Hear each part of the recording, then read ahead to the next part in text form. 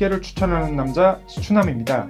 이번 시간부터 시계를 사고 싶지만 어떤 시계를 사야 할지 모르겠는 이들에게 하나씩 시계를 추천할 생각이에요. 간단한 자기소개 부탁드려요. 네, 안녕하세요. 저는 포토그래퍼로 활동 중인 28살 배준선이라고 합니다. 시계를 사려 하신다고요? 액세서리 같은 거를 주렁주렁 하기에는 너무 부담스러운 것 같고 그러다 보니까 시계가 자연스럽게 생각나더라고요. 예산은 어느 정도 생각하세요? 40만 원대에서 70만 원대 정도 생각하고 있습니다. 그럼 크고 화려한 시계와 작고 단정한 시계 중에서는 어느 쪽을 선호하세요? 아무래도 평소 즐겨 입는 스타일이 좀 단정한 편이다 보니까 작고 단정하게 보일 수 있는 시계가 좋을 것 같아요. 이것만은 반드시 만족해야 한다는 조건 같은 게 있나요? 사진을 찍는 일을 하다 보니까 조금 내구성이 튼튼하고 기본적으로 방수가 좀 됐으면 좋겠습니다. 마지막으로 질문 드릴게요. 유명한 브랜드의 시계가 좋으세요? 유명한 브랜드면 좋겠지만 가성비가 더 있는 제품이면 좋겠습니다. 생각나는 시계가 하나 있네요. 만이라는 브랜드의 허드슨 38 오토매틱이라는 모델입니다. 어떤 시계인지 자리를 이동해 자세히 설명드릴게요.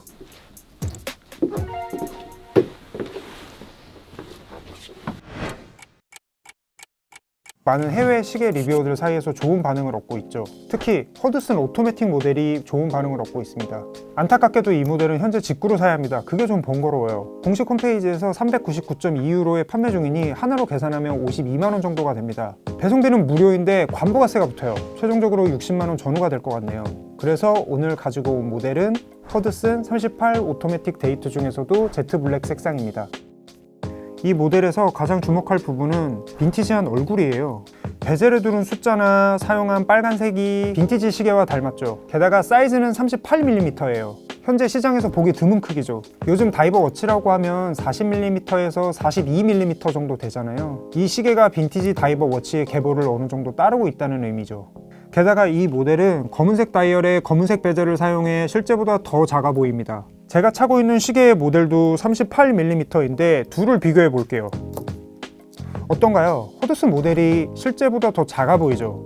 팔목이 얇거나 작은 시계를 찾고 있는 남자들에게 그래서 제격이라는 거예요. 준선 씨 손목이 좀 얇은 편인가요? 딱이네. 러그와 러그 사이의 세로 길이는 46mm예요. 러그가 살짝 긴 편이죠. 순수 케이스 두께는 10.5mm인데 도면 글래스를 포함하면 12mm로 늘어납니다. 그렇다고 해도 두꺼운 두께는 아니에요. 글래스는 스크래치에 강한 사파이어 크리스탈을 사용했고 시계 무게는 135g 정도 됩니다. 케이스 소재는 316L 스테인리스 스틸이에요. 이 가격대에서 많이 사용하는 소재죠. 러그 부분은 세틴 브러쉬 처리했고 케이스 옆면은 폴리싱 처리했습니다. 베젤 소재도 스테인리스 스틸이에요. 보기엔 좋은데 돌리기가 힘듭니다. 돌아가는 느낌이 뻑뻑하다기보다는 베젤이 얇아 손가락가에 마찰이 부족한 느낌이에요. 이건 크라운도 마찬가지여서 돌리는데 살짝 애를 먹을 수 있겠습니다. 뒷면은 시스루 케이스백이라 뒷면을 통해서 무브먼트의 모습과 움직임을 감상할 수 있습니다. 무브먼트의 모습을 볼 수 있는 건 좋은데 이 시스루 케이스백 때문에 방수 성능이 100m 정도밖에 안 됩니다. 23유로를 더 내면 솔리드백을 선택할 수 있는데 그러면 방수 성능이 200m로 늘어나요. 준선씨 이게 방수가 100m긴 한데 진짜 100m까지 되는 건 아니거든요. 이게 100m 방수라는 게 유속이 전혀 없을 때거든요. 근데 이게 사람들이 착각해서 다이빙을 세게 한다거나 팔을 세게 휘저으면 이게 새는 경우들도 있거든요. 유리를 통해서 보이는 무브먼트는 에타의 2824-2 엘라보레 등급의 무브먼트입니다. 이 무브먼트는 스탠다드, 엘라보레, 톱, 크로노미터로 등급이 나뉘는데 그중 세 번째인 거죠. 두꺼운 팬덤을 보유한 무브먼트예요. 이 시계의 가치를 높이는 가장 주요한 이유죠. 이 가격대의 시계에서 미오타나 세이코의 무브먼트를 사용하는 브랜드도 많거든요. 에타의 무브먼트가 일본 무브먼트보다 무조건 좋은 건 아닌데 더 비싸긴 합니다. 게다가 스위스 제인이 팬들도 그만큼 더 많고요. 로터에 브랜드 이니셜을 새겨놓긴 했지만 세공이랄 것은 거의 없습니다. 대신 튼튼하고 오래가죠. 구조도 단순해서 고장이 쉽게 나지 않고 오버홀 비용도 비교적 저렴합니다. 별 고장이 없을 거예요. 그래서 준서 씨에게 추천하는 거예요.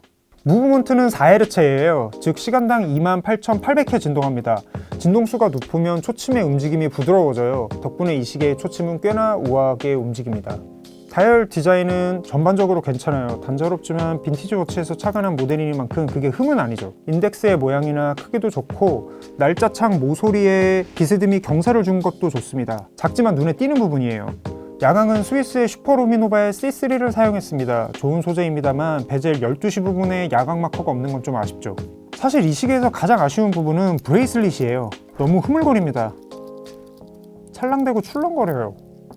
사다가 브레이슬릿 교체도 한번 생각해 보시면 좋을 것 같습니다. 러그 폭은 20mm입니다. 단점도 몇 가지 지적했지만 그럼에도 이 시계는 꽤나 매력적인 모델입니다. 일단 디자인이 좋고요. 이 가격대의 다이버 워치는 롤렉스의 서브마리너의 그림자가 어른되기 마련인데 이 모델은 그렇지가 않아요. 독창적인 구석이 좀 있습니다. 빈티지한 느낌도 좋고 가성비도 훌륭한 편이죠. 이렇게 규모가 작은 시계 브랜드를 마이크로 브랜드라고 하는데 마이크로 브랜드 중에서 60만 원대 스위스 메이드 시계를 찾는 건 그리 쉬운 일이 아니거든요. 엔진으로 사용한 에타 2824-2만 해도 그리 저렴하지 않고요. 자, 이만하면 시계에 대한 설명은 충분히 한 것 같은데 중요한 건 준서 씨의 의견이겠죠?